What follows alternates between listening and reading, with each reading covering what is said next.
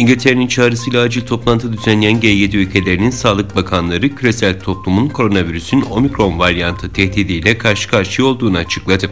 G7 ülkeleri İngiltere, ABD, Kanada, Fransa, Almanya, İtalya ve Japonya sağlık bakanları toplantı sonrası açıklama yaptı. Açıklamada küresel toplum ilk değerlendirmede acil eylem gerektiren yeni son derece bulaşıcı bir COVID-19 varyantı tehdidiyle karşı karşıyadır ifadeleri yer aldı. Doğu Afrika ülkelerinden Uganda, Entebbe Havalimanı'nın genişletilmesi için Çin'den aldığı 207 milyon dolarlık krediyi ödeyemeyerek mahkemelik olması halinde havalimanını kaybedebileceğine dair iddiaların gerçeği yansıtmadığını bildirdi. Fransa'nın Avrupa Birliği işlerinden sorumlu Devlet Başkanı Clement Beaune, İngiltere'nin balıkçılık krizine ilişkin 10 Aralık'a kadar sürdürecekleri müzakerelerde çözüm bulması gerektiğini bildirdi. Beaune, İngiltere'yi Fransız balıkçılara lisans vermek için Brexit anlaşmasında istenilmeyen belgeler talep etmekle suçladı.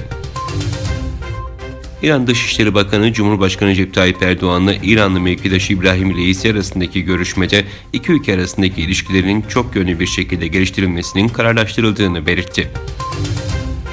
Çin Devlet Başkanı Xi Jinping video konferans yoluyla katıldığı Çin-Afrika İşbirliği Forumu'nda açıklamalarda bulundu. Çin Devlet Başkanı Xi, Çin'in Afrika ülkelerine 1 milyar doz daha COVID-19 aşısı göndereceğini aktardı.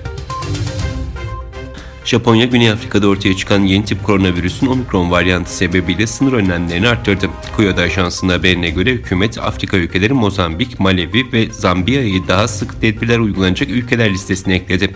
Salı gününden itibaren ise tüm yabancılara sınırların kapatılacağı açıklandı. Twitter CEO'su Jack Dorsey'in görevinden istifa ettiği açıklandı. Şirket yeni CEO'sunun Parag Agrawal olduğunu duyurdu. Şirketin kurucu ortağı olan Dorsey, ayrılık kararına ilişkin şirket çalışanlarına gönderdiği mesajda bir şirketin kurucusunun etkisinden veya yönlendirilmesinden bağımsız olarak kendi başına ayakta durabilmesinin kritik olduğuna inanıyorum ifadesini kullandı.